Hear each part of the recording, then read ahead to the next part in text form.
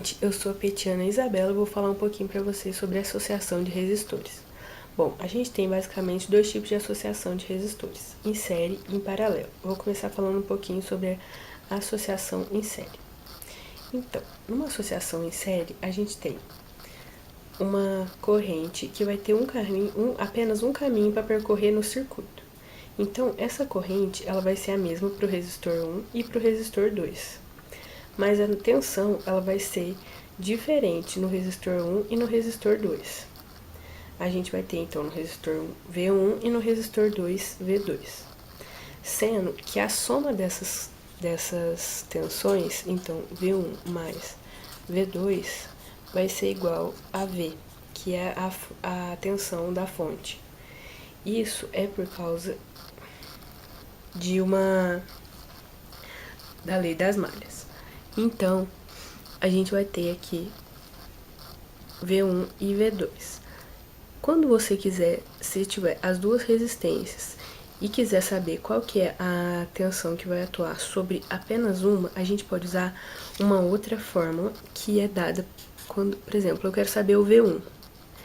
Então, eu sei que o V1 vai ser igual à resistência dele, que eu quero, dividido pela resistência equivalente, vezes a tensão da fonte. Isso, a gente tem que ver que o V1 e o R1 aqui. Então, se fosse V2, eu ia ter o R2. Mas, então, o que é essa resistência equivalente?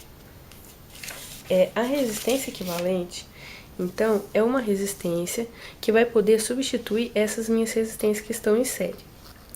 Ela é dada, quando em série, ela é dada pela somatório dos dois resistores. Então, se eu fosse calcular a resistência equivalente aqui desse sistema, essa resistência equivalente, então, aqui, ela seria, então, R1 mais R2. E generalizando isso, a gente tem que a resistência equivalente, então, é a somatória de todos os resistores que eu tiver em série no meu circuito. Com isso, a gente vai poder ver que a minha resistência equivalente vai ser sempre maior do que qualquer resistência que eu tiver no meu circuito. Certo? E, então, a próxima associação de resistores que a gente tem é a associação em paralelo. Essa associação em paralelo, ela vai ser dada quando, no circuito, eu tiver dois caminhos que a minha corrente possa percorrer. Então, aqui, se eu tiver uma corrente I, ela vai ser dividida em I1 e I2, certo? Então, aqui a gente tem esse ponto A, que ele é chamado de nó. No nó, nesse ponto aqui, a gente vai ter, então, que o I total, que é o que vai vir da fonte, ele vai ser I1 mais I2, certo? E aqui, quando for paralelo, o que vai ser igual vai ser a tensão. Então, a tensão da fonte vai ser a tensão que vai atuar sobre R1 e a mesma vai atuar sobre R2, porque eles estão todos em paralelo. E a minha resistência equivalente quando for paralelo. A minha resistência equivalente quando for paralelo, então, ela vai ser dada por 1 sobre resistência equivalente, que vai ser a somatória do inverso das minhas resistências. Então, nesse caso aqui, se eu fosse calcular a resistência equivalente, eu ia ter, então, 1 sobre a minha resistência equivalente vai ser igual, então, a 1 sobre R1 mais 1 sobre R2, certo? Mas, para simplificar, e por essa equação, a gente pode ver, então, que a minha resistência equivalente vai ser sempre menor do que qualquer resistência que eu tiver dentro do circuito. Então, mas para simplificar esse cálculo da nossa resistência equivalente, existem algumas dicas. Quando eu tiver resistores iguais, vamos considerar nesse circuito. Se eu tivesse o R1 igual ao meu R2, então, eu ia ter que a minha resistência equivalente seria um R, que seria esse valor de R1 e R2, dividido por 2. Então, generalizando, a gente tem que a resistência equivalente vai ser R sobre N, que sendo N o número de resistores que eu tenho. Quando eu tiver apenas 2 resistores, como nesse caso aqui, eu posso calcular a resistência equivalente como sendo o produto das resistências dividido pela soma delas. Isso facilita os cálculos também na hora de fazer o exercício. E uma outra dica é que quando eu tiver, por exemplo, o R2 sendo o dobro de R1, então a minha resistência equivalente vai ser R2, que é o maior resistor, dividido por 3. Se o meu R2 for o triplo de R1, então a minha resistência equivalente vai ser R2 dividido por 4. Então, se eu tiver um resistor sendo múltiplo do outro, eu vou ter que a minha resistência equivalente vai ser o maior resistor, lembrando que tem que ser o maior resistor, dividido por N mais 1, certo? Então, aí juntando essas associações em série e em paralelo, a gente vai ter um circuito com associação de resistores mista. A característica desse circuito é que a minha corrente, ela vai poder também ser dividida. Nesse caso, eu vou ter aqui 1 e 2 e 1 e 3, que ele vai sair daqui, certo? Só que a minha corrente, ela pode passar, tá vendo que ela tem esse caminho aqui que passa por I3 e tem esse caminho que passa por I2. E nisso ela vai passar por 2 resistores. Isso que vai caracterizar, então, uma associação mista de resistores. Pra gente calcular o circuito, a gente resolveu o circuito com essa associação, não existe uma fórmula para resolução. A gente vai precisar, então, utilizar aquelas noções que que foi passada de circuitos série e paralelo, para então resolver esse circuito misto. Para facilitar na resolução desse circuito, é interessante a gente começar a resolver ele do final para indo para a fonte.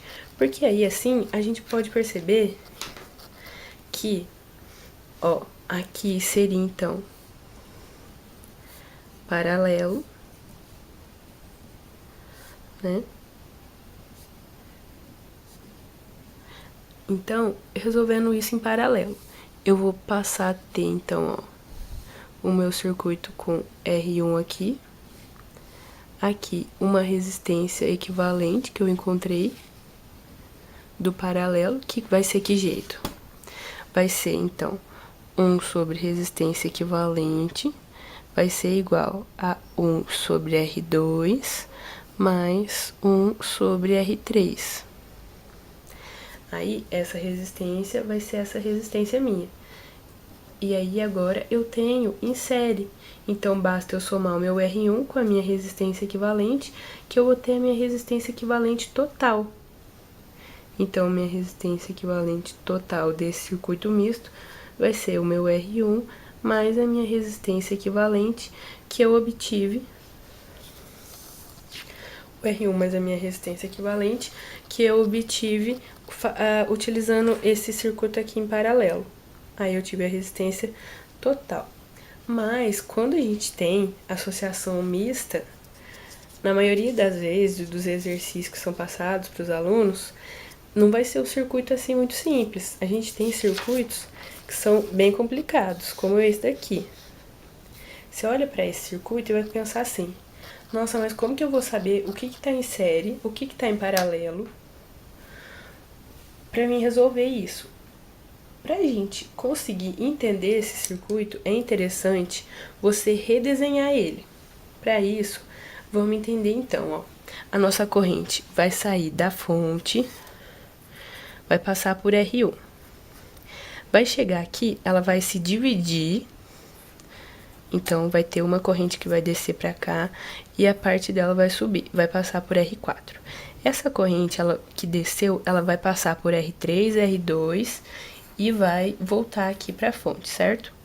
Agora, essa corrente que foi para R4, ela vai subir e vai passar aqui no R5.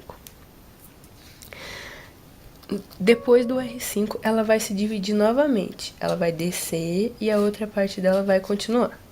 Essa que desceu vai passar por R8 e vai vir pro negativo da fonte também. E essa daqui vai passar no R6, vai passar no R7 e vai vir pro negativo da fonte de novo. Então, usando essas correntes, a gente vai redesenhar o nosso circuito. Então, eu vou ter aqui a minha fonte,